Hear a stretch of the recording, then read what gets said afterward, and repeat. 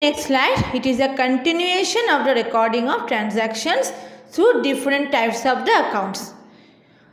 At first, it is written as real account. Let me first read out the part.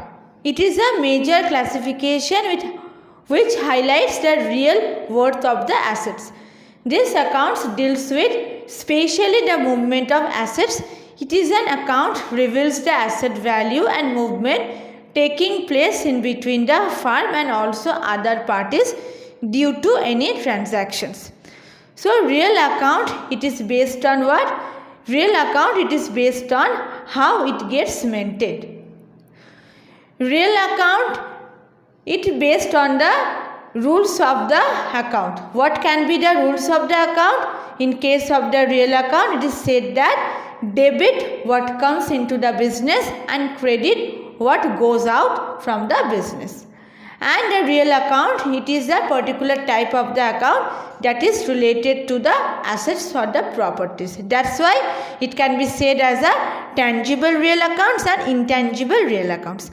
Tangible real accounts can be said as business related to the physical existence, or the assets that is related to the physical existence within the business. That is building account, cash account, stationery account or inventory accounts. And intangible real accounts, it is a particular type of the real accounts that do not have any type of the physical existence. It can be said as goodwill, patent, copyright, trademark and etc. Then nominal account. This is an account deals with the amount of expenses incurred or incomes earned. It includes all expenses and losses as well as incomes and gains of the enterprise. This nominal account records the expenses and incomes which are not carried forwarded to near future. So nominal account, it is also based on the rules of the account, that is debit all the expenses and losses of the business, credit the incomes and the gains of the business. And it is also related to the income or gains and expense or losses. For example, salary paid to the employees. Then the salary account will be required to get debited when the expense will get incurred accordingly. So this can be said under the nominal account. Then it is written as what? It is written as trial balance. Let me first read out the part of the trial balance under this particular slide. The third stage is to prepare the statement or summary of accounting balances and their names for the specified accounting period known as trial balance. Trial balance is a list of accounting balances and their names of the enterprise during this specified period, which includes debit and credit balances of the various balanced ledger accounts out of the journal entries.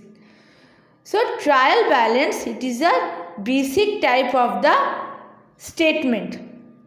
It is basic type of the statement which helps an organization or which helps a company or a business to maintain a proper financial report based on the closing balances of all the related accounts after we prepare the ledger account within a particular point of time. So creation of the trial balance, it is the first step in closing the books at the end of a particular accounting period of time. So the trial balance, it is the list of all the general ledger accounts that also contains the ledger related to the company or a business. So trial balance, it is maintained through a particular format where at first the name of the accounts or the name of the accounts related to the general ledger, it is been mentioned under particular column, and then the debit amount gets maintained within the column of the debit and credit amount get maintained within the column of the credit. So Accordingly, the trial balance maintains the financial report related to the accounting period of time, certain accounting period of time accordingly. So this can be said under this particular slide. Now we will be going to our next particular slide.